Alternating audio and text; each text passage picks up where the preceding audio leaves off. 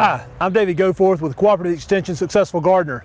Today I'm over at University of North Carolina at Charlotte in the Botanical Gardens here in the Van Landingham Glen, better known as the Glen.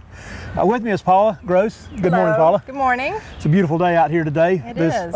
Beautiful rhododendrons in bloom here. This is a garden that I understand emphasizes more the native plants. It does. It's really got two focuses, and one of them are rhododendrons. So native azaleas included, plus all hybrid rhododendrons. The other main focus is native plants of the Carolinas. So mountains, Piedmont, and coast, although of course Piedmont mostly. Let's tell people a little bit about how to get here and when they can come here and how to park and things like that. Sure. The outdoor gardens here, the Glen is one of them and then the Harwood Garden is the other, are across the street from the McMillan Greenhouse. So if you were to go to our website or to call our number, you could get directions here. We're on campus, on the east end of campus, and you'd make your way to the parking across the street from the greenhouse. And there are marked spaces there. And Monday through Friday, 8 to 5, you would park in one of those spots and get a parking permit from Parking Services, which is the building right next to the lot. And they'll give you a permit and it's free. You can park for 4 hours and come enjoy the gardens. And if you're coming on the weekends or after 5, then no need to get a permit. Now, the Glen here has got several trails through it. You were saying the best thing to do is probably walk the first time up through the creek, along the creek area. Yeah, the Glen is 7 acres and it is a woodland garden. So when you come into it, you can't see across the whole garden. And so some people kind of might feel a little lost. We do have maps at the beginning of the trailhead, but there's lots of trails and that can be difficult. So I think the easiest thing is maybe to walk the creek. The creek goes right through the middle of it. The other thing is to walk the perimeter. Now, if a person was going to plant a rhododendron in their home landscape, tell me a little bit about what they ought to do. Well, yeah, the rhododendron, you've got to want that rhododendron because it's not the easiest care plant, certainly not impossible. So just with any other plant, the way site is important and good planting technique is important. Good watering is important. It's even more important with the rhododendron. So you really can't fudge on the rhododendron. So first you look for your site, which I know you've mentioned that the east side of a house is a pretty good spot. So morning sun, something that protects it from afternoon shade, first thing. Second thing I think is planting in the fall. So even though I know this is the spring and they're blooming now and you may want to buy a rhododendron because it's in bloom, really planting in the fall is probably the best, although it can be done in the spring. You just watch your watering more. Paula, when is the peak of rhododendron bloom here in this area here? Yeah, in our area here at the gardens, it varies from year to year, of course, depending on the weather, but it's pretty consistently the second half of April and the first week or so of May. And it used to be a little later, but I think the warming has had some effect because now it really seems that the last couple weeks in April, first week in May is when you're going to see the peak, but they extend over a period.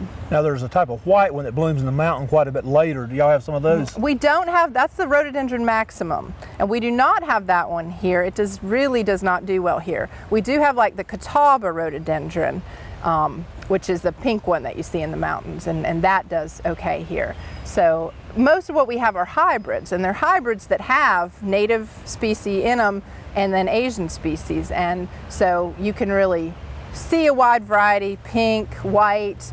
We have ones with yellow in them, kind of a peachy color, all the way through the reds and almost purple.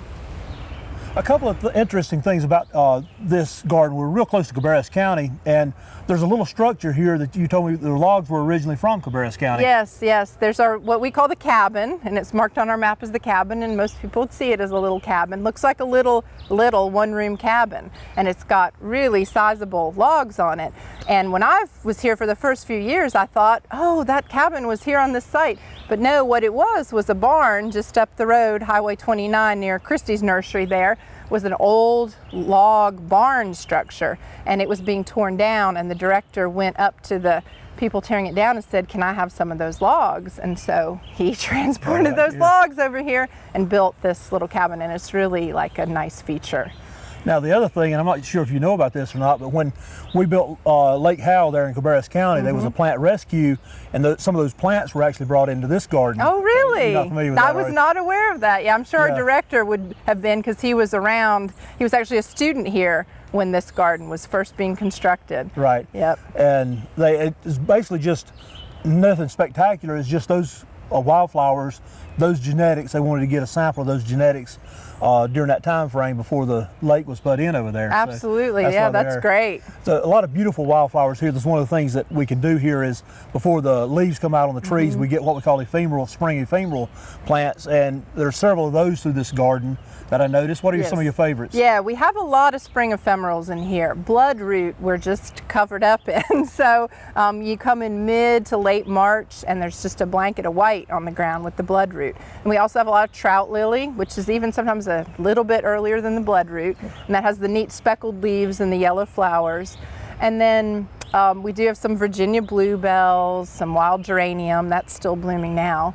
Trilliums, we have quite a few trilliums to see here. So a little bit of everything. Now, a lot of people are not don't realize that we have native orchids, and y'all got some of them here also. We do. You know, there are native orchids, and there's the showy ones that, like you may see in the mountains, the lady slippers. We have a few of those here, but more native orchids are like a cranefly orchid, an Adam and Eve orchid, which aren't, you know, like a big showy tropical type orchid, but they're pretty neat when they're in bloom, and we do have them throughout this garden.